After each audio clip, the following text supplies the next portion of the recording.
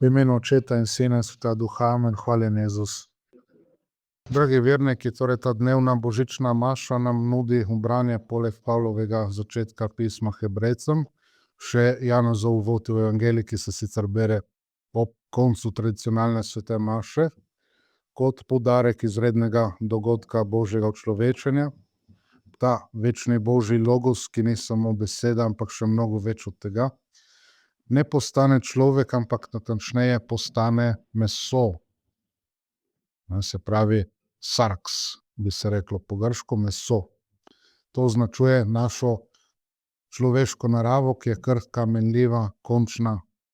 Je takšna postala zaradi greha prvih staršev, katerih spomin je prav na božično vigilijo. Privzame si torej druga Božja oseba našo naravo in pride prebivat ne le med nami, ampak dobesedno pride prebivat v nas. Če spet dobesedno pogledamo, postavi shodni šotor med nami oziroma v nas, čemur se v latinščini reče tabernakulum, torej v slovenščini imamo lepo tabernakel. Ta resnična oziroma dejanska navzočnost. Tu sveti Janez ponuja odgovor o vzroku in namenu, zakaj in čemu je Božji sin to storil, da se je kot stvarnik spustil svoje stvarstvo. Zakaj in čemu se je sin človeku pojavil v svetovni zgodovini, v resnični človeški naravi. Zakaj in čemu telesnost. Ko slišimo torej te pomenljive besede pri liturgiji, spoštljivo pokleknemo. Ta kratka formulacija, ki izraža teologijo človečenja in jo zreducira na to. Torej, in beseda je meso postala in med nami prebivala. Je osrednjega pomena za razumevanje mesijanskega razodetja. Božji logos, očetova beseda, ki je z očetom in v njem od vekomaj, je z njim enega bistva, soizvira, je čisti duh, postane meso, prevzame človeško podobo, postane podoben človeškemu bitju vsem, razen v grehu. To je torej velikanska skrivnost. Kot Svete Trojice nikdar ne bomo osvojili popolnoma, pa vendarle nam Cerkev nudi potrebno zaverovanje po apostolih, očetih, svetih cerkvenih učiteljih in tako naprej. Torej, tako bomo tudi o tej skrivnosti človečenja zvedli toliko, kot lahko zvemo, se pravi, kolikor nam je bilo povedano o našem Gospodu Jezusu Kristusu, ki je seveda vse to zapustil svoji cerkvi. Cerkev je neke stvari še nadalje poglabljala, proučevala in tako, kolikor je možno s človeškim razumom to doseči, ker tudi teologija je pač znanost, ker se uporablja znanstveno metodo, torej s pomočjo razuma se skuša priti do nekih večjih, globljih spoznanj, kolikor je pač mogoče. Vemo pa, da človeški razum je zmožen do določene mere priti, potem pa ni več zmožen. V tem primeru je zmožen z gotovostjo prepoznati resničnost Božjega učlovečenja, vendar le iz razozetja, torej, kar je Bog razodel. Torej, kar je napisano v Svetem pismu in v ustnem izročilu. In torej ne more priti do dna samo s pomočjo naravnega razuma, ne more niti vedeti kaj več s pomočjo naravnega razuma o tej skrivnosti. Je moral Bog to povedati. Kot smo rekli, če bi nadaljevali ta odlomek, se pravi ta uvod v Janezov evangelij, Boga ni nikoli nihče videl ali bi lahko rekli spoznal, edinorojeni Božji sin, ki biva v očetovem naročju, on je razložil ali povedal. Torej, mi ne bi mogli prepoznati, da je Bog v Kristusu postal človek, če ne bi razodel se kot učlovečeni logos. Človečenje Boga je skrivnost, ki jo z gotovostjo prepoznamo kot neko zgodovinsko resnico po zaslugi nadnaravnega razodetja. Do neke mere jo lahko pojasnimo tudi s pomočjo, kot smo rekli, človeškega razuma. Vendar v našem zemeljskem obstoju vedno obstaja področje, ki je polno vprašanj in mora tudi ostati za sedaj brez nekih dokončnih odgovorov. Dokončne odgovore bomo seveda prejeli, ko bomo Boga gledali, če pridemo do tega, Bog daj, da bi prišli do tega, ampak seveda Božje skrivnosti ne bomo nikoli do dna spoznali, ker če ne, Bog ne bi bil večen in neminljiv in tako dalje, ne, vse te stvari, ki jih ima v polnosti. Ne moramo priti torej Bogu do dna, samo On ve vso resnico. Mi toliko, kot lahko spoznamo. Tudi je neka hierarhija v nebeškem kraljestvu, ne, tako da nekateri imajo večje zasluge, so višje tam v tisti hierarhiji zrenja Boga, nekateri pač manjše, ampak važno je seveda, da se pride v nebesa, bolj kot vse drugo. Tako pa gre za Božjo pobudo, ni nobene naše zasluge, Bog je dal pobudo, torej njegovo posredovanje v stvarstvo, ki prelamlja zakone stvarstva. On je dal seveda zakone v stvarstvo, ne, in on lahko edini tudi prelomi. Če mi prelamljamo zakone stvarstva, se nam to seveda maščuje. Tako je s temi stvarmi. In se pravi, človek ima načeloma dostop do teh zakonov, naravnih zakonov, kot tudi rečemo, ne. In to Bog seveda prelomi in mi več kot toliko ne moremo razumeti, zakaj in čemu se je to zgodilo. Torej, o Božjem človečenju moramo veliko povedati, z gotovostjo vemo o njem, ampak na neki točki pridemo do tja, od katere točke naprej ne moremo več iti, ne. Spravi, kar je možno razložiti, razložimo, ampak ostalo presega naravno, je nadnaravno in s tem tudi presega zakonitosti stvarstva, ter tega Bog ne sporoča, ne. Zdaj, če že rečemo od znanosti, je zanimivo enkrat rekel en velik katoliški znanstvenik iz Sicilije, Antonino Zikiki, ki je bil tudi kar nekaj let predsednik svetovnega združenja znanstvenikov, ne, je rekel, kjer je malo znanosti, tam je tudi malo vere, ali pa je ni, ne. Kjer je pa veliko znanosti, je tudi veliko vere, oziroma je vera, ne, tako je govoril glede svojih kolegov in tako, ne, on je zelo veren tudi, ne, tako. Torej, imamo omejen odgovor na vprašanje o Božjem človečenju in dajmo si malo podrobneje to pogledati. Imamo 8. poglavje pisma Rimljanom in najdemo prvi razlog za učlovečenje besede, kar je bilo namreč postavi nemogoče, ker je bila zaradi mesa slabotna, je storil Bog. Poslal je svojega sina v podobi grešnega mesa in zaradi greha in je obsodil greh na mesu. Torej, Mojzesova postava, zavezana Sinaju, je veljala do Gospodovega prihoda v mesu, potem se je pa z njegovo smrtjo na križu pričela nova zaveza v Kristusovi krvi, hkrati tudi novo izraelsko ljudstvo, cerkev. To ne pomeni, da Jezus, kot sam pravi, da bi to postavo odpravil v smislu, da neke stvari ne bi več veljale, ampak prišel je in pokazal polnost postave, ne? Da gre še onkraj tega. Slišali ste, da je bilo rečeno, jaz pa vam pravim, ne, tam pravi v govoru na gori, ne, tako da tam pokaže polnost postave. Tako da lahko bi dali vzporednico s tem, da tisto, kar je Bog dal v naravo kot naravni zakon in je zaobjeto v 10 zapovedih, je sposobno usmeriti človeka tudi v njegovi padli naravi k Bogu, stvarniku vsega, vendar pa hkrati ni sposobno doseči odrešenja in zveličanja. Bog je pred Božjim človečenjem,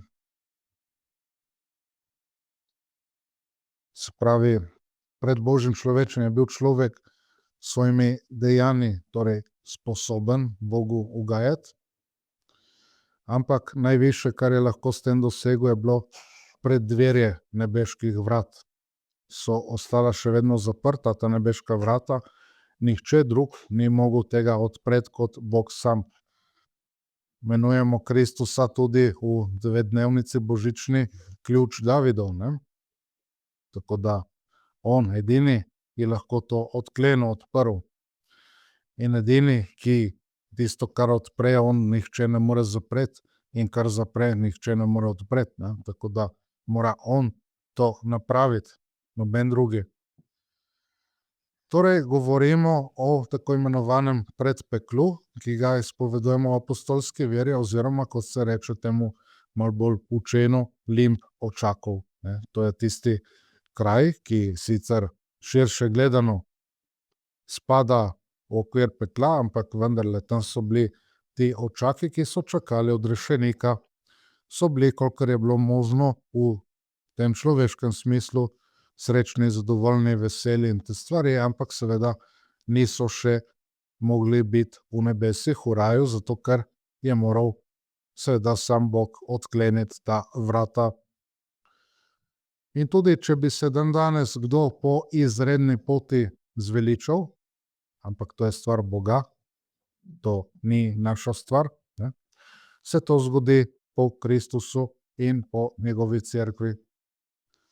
Mi moramo skrbeti za redno pot in to moramo tudi oznanjati okoli, ne, se pravi, ljudi vabiti k temu, da bi po redni poti šli proti nebesom, da bi se zveličali, seveda.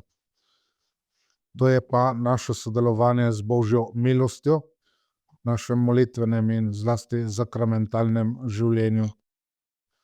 Tako da s svetim Pavlom trdimo, da do človečenja besede je prišlo zato, ker postava, čeprav je imela moč, da nas usmeri k Bogu, pa še ni imela moči, da bi nas tudi odrešila.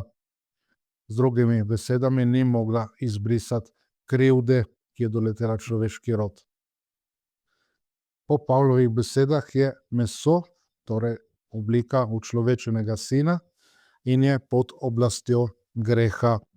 In zato človek, kot drugod pravi pismo Galačanom, sam po sebi ni sposoben kot samo del mesa.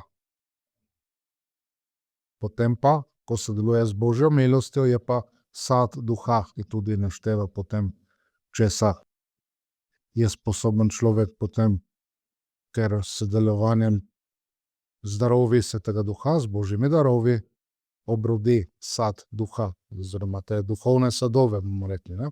Pravi to. Torej, v mesu se zgodi obsodba greha in odprava greha v mesu. Tako da ni dovolj Božje razodetje v najširšem smislu in oznanjeno po ljudeh, ampak Bog nam je moral, kot smo slišali, spregovoriti po sinu. Tako da je treba konkretno tudi to doseči in zato imamo tudi konkretne te zakramente, pravzaprav mesene zakramente, ne, če tako rečemo. Zato je nevarno dandanes poslušati govoriti tudi duhovnike, pravijo, da molijo s tem, da hodijo v hribe, recimo, ne. Jaz grem v hribe, občudujem in s tem molim, ne. Potem bi ljudje mislili, nekdo si vsak dan malo prizadeva, malo grem v hribe, malo, ne vem, delam karkoli drugega, torej ni važno, če ne opravim svoje nedeljske dolžnosti, če neredno prejemam zakramentov, če morda niti ne molim oziroma da ne molim molitev cerkve, ker tako ali tako molimo, torej z občudovanjem stvarstva, poslušamo lepo glasbo, doživljamo lepe trenutke in še bi lahko naštevali, ne. To potem, ko smo one stvari naredili, je tudi res izraz Božje navzočnosti in tako naprej, ne, spravi, Bog je dal te stvari, normalno, kar je dobro, lepo in tako, ampak ne mora biti to dovolj. To ti ne more pomagati, kot ti tudi ne more pomagati, če si še tako dobro prizadevaš delati neko materialno ali telesno dobro, ne? Telesna dela, usmiljenja in tako naprej. Ti ne morejo zaslužiti nebes sama po sebi, ne? Moraš ti sodelovati z Božjo milostjo, tako je s temi stvarmi, ne? Poleg tega, da ponavadi se ob tem pozabi na duhovna dela, usmiljena, bratske ljubezni do bližnjega in tako, ne. Tako da to, imamo to moderno in modernistično pojmovanje in to krščanstvo, ne, ki ne potrebuje pravzaprav odrešenika, ne potrebuje konkretnega učlovečenja Boga, nazadnje ne potrebuje niti križa. In zato tudi vidimo, križa ne sprejema oziroma ga slabo sprejema, ne. Kar je v Bogu bistveno, popolno in neustvarjeno, na primer lepota ali dobrota, je seveda, kot smo rekli, navzoče v njegovem stvarstvu, ampak pogojno, omejeno, stvarjeno, torej je odvisno od njega, ne. Tako da spoznavanje Boga iz stvarstva je dobro, seveda, ampak to ni nikdar neposredno. Spoznavanje je vedno analogno, torej po podobnosti, ne. Celotno stvarstvo pa je obremenjeno z izvirnim grehom, pod katerim ječi in vzdihuje, nam pravi lepo sveti Pavel. Vemo namreč, da se stvarstvo, da vse stvarstvo do danes ječi v porodnih bolečinah.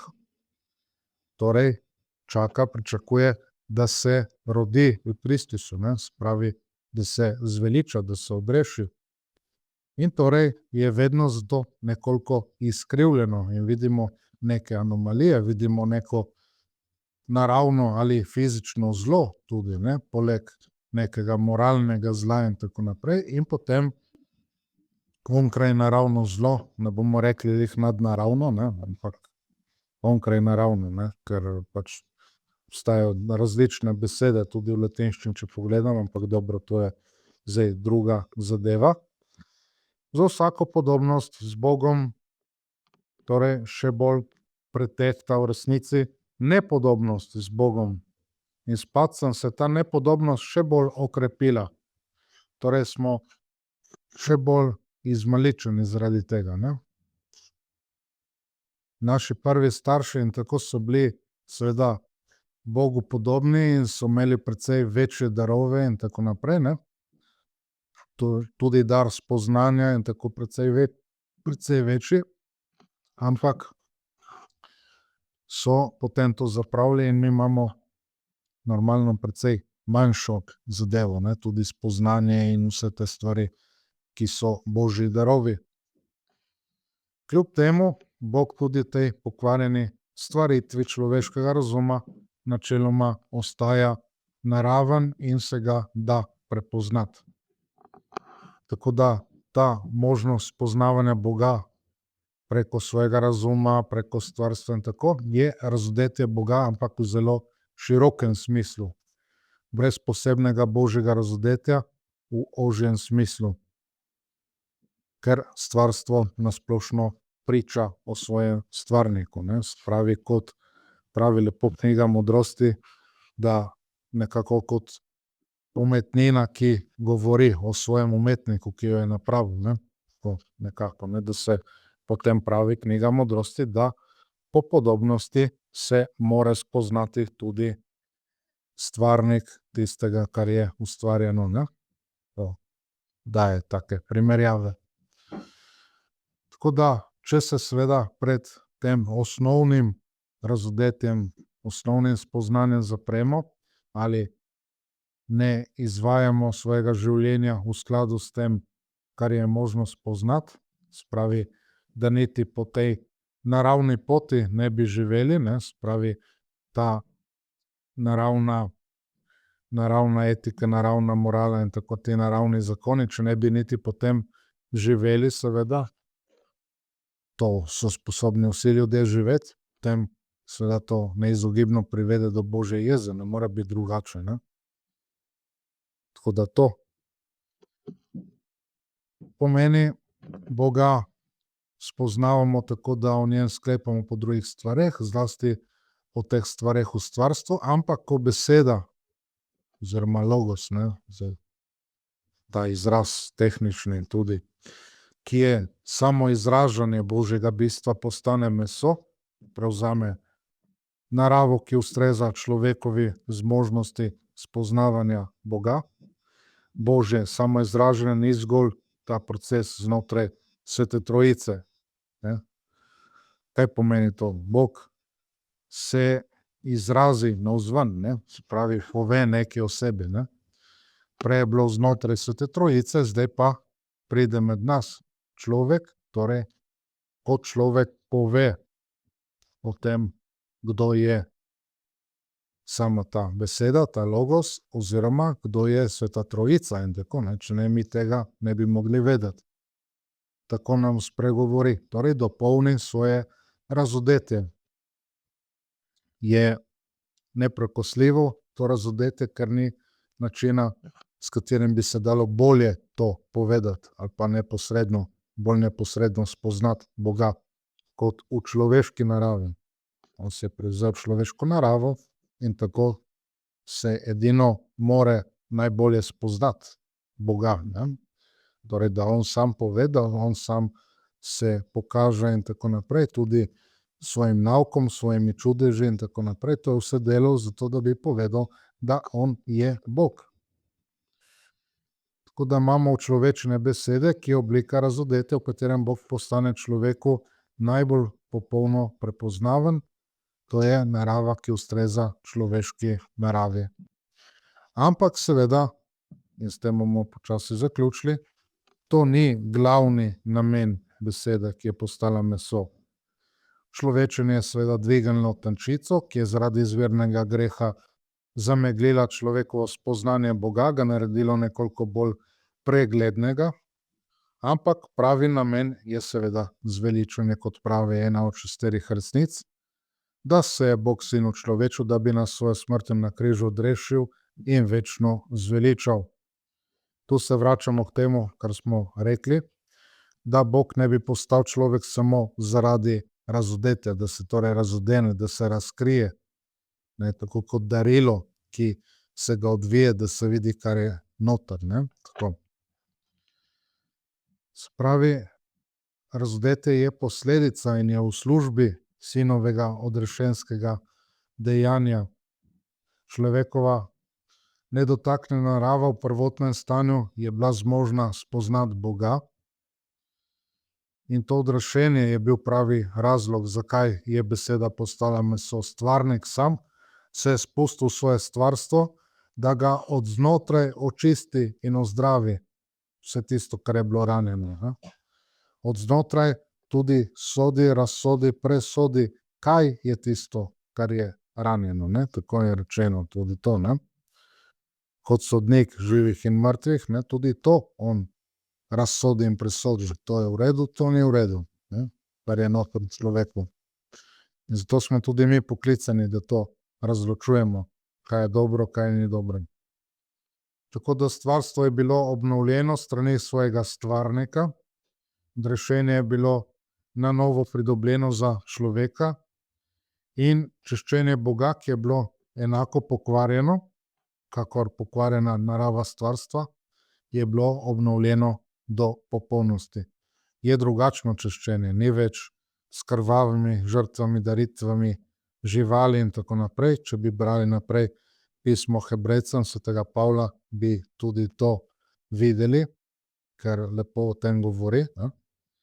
Ampak je seveda enkrat za vselej bila Kristusova krvava žrtev na križu tista, ki je odkupila ves svet, ne.